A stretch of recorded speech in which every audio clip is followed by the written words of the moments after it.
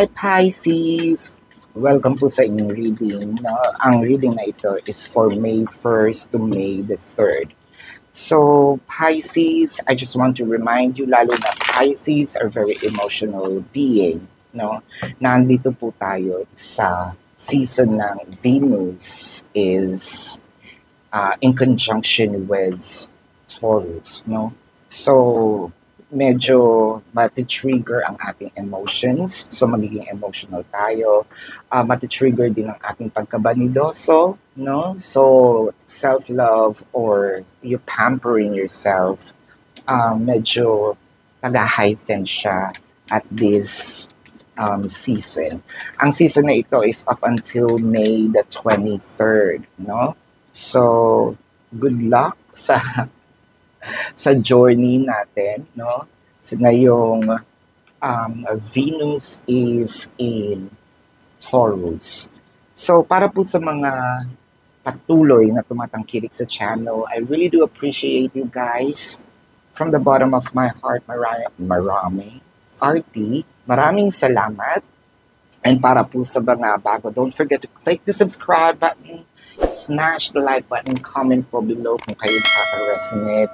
Let me know. And hit nyo po ang notification bell. Ayan. So, kung gusto nyo po ng dalawang reading sa akin, sa kabilang channel po yun, Babaylan TV. No?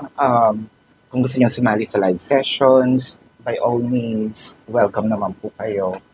And sumasagot po ako ng yes or no. No? So, as long as the format of your question is answerable by yes or no, comment nyo po dito sa comment section.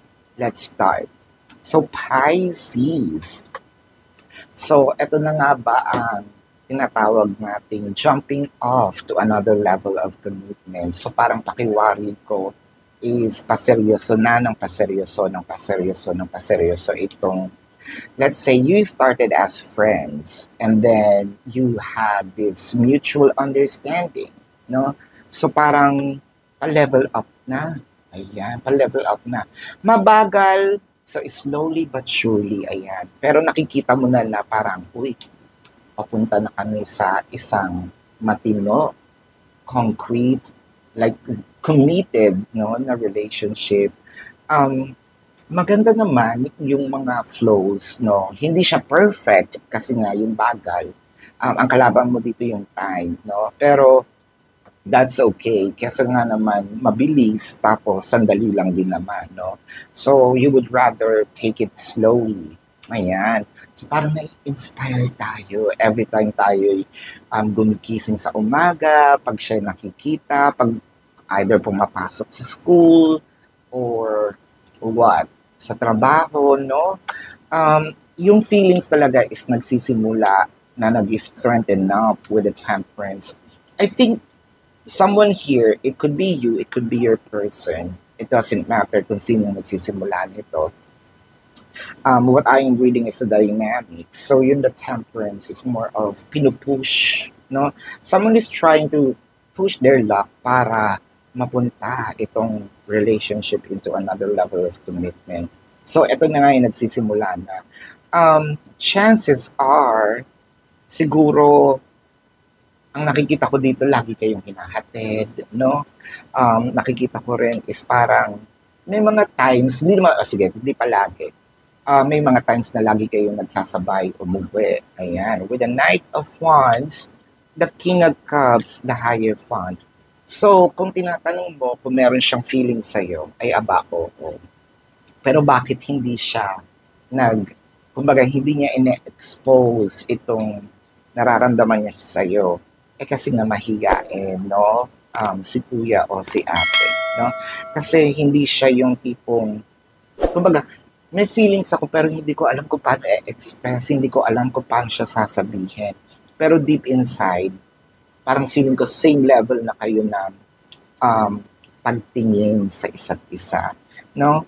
Ang pag-usad ng relationship ninyo is hindi ganun kumbaga hindi siya magiging ganun kabagal na katulad ng dati. Hindi na naman ganun kabilis, no? So parang eto na nga yung simula, little tricksters, the Page of Pentacles and the Six of Cups. Ay, ayan. Nandito na tayo sa part na kapag umuuwi na wala nang ibang um, iniisip kundi yung person. And I am excited, no? Parang hilahin ko na, gusto kong hilahin yung gabi, no? Para makita siya agad kinabukasan, no? Well, parang kulang ang 24 hours. Okay lang, no, na nag-uusap kayo, titigan mo siya. Ganun ka in love. Well, Pisces. So, eto na nga, kumagat na ang Venus in Taurus, no? Queen of Cups, the Moon card, and the Empress. So, nakikita ko naman kung paano kanya somehow alagaan. Kasi may mga bagay dito na parang sinasamahan ka rin niya kahit magpagupit, magpa-color ng buhok, mamasyal sa mall, no? So, meron na talagang nabubuo, no, na pagmamahalan. Pero, parang sa'yo ang iniisip mo dito, nasan yung commitment, no? Kumbaga, sabihin natin meron na tayong mutual understanding. Pero, nasan si commitment? Yun ang gusto natin tignan. With the Six of Cups, the Three of Swords, and the Ten of Wands. Ay, ayun, talaga ba? So, Three of Cups is clarified by the Three of Swords. Six of Cups clarified by the Three of Swords and the Ten of Wands. So parang kulang ang araw pag hindi natin siya nakikita. Kulang ang araw kapag kahit man lang yung boses niya hindi natin naririnig, no? Tapos kapag nangyari naman yung nakausap mo siya, kulang naman yung 5 minutes, no? Parang pwede bang iuwi siya gawing keychain, no? Itago sa bulsa, tas i-display, no? Ganon tayo yung kumbaga ganun natin siya ganun siya ka-importante sa atin lately. So, ang Pisces na kinakausap ko dito is yung mahilig mag-travel, no? I think na mahilig sa bags itong Pisces na ito. May pagkabanidoso. So, before pa man dumating itong Venus in Taurus, no? Mahilig siyang alagaan yung sarili. Also religious, no?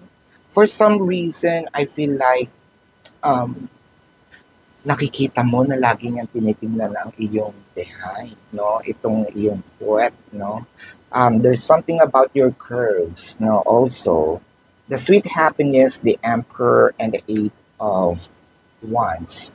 So, nakikita ko naman is walang paglagyan ang ating ngiti, no? Kahit hindi umusad man siya o hindi, satisfied tayo. Meron lang tayong hinihingi na sana, no, na mapunta na itong committed na relationship. Pero, alam mo ba, Pisces, kung tinatanong mo kung mahal ka niya, mahal ka ng torpeng ito.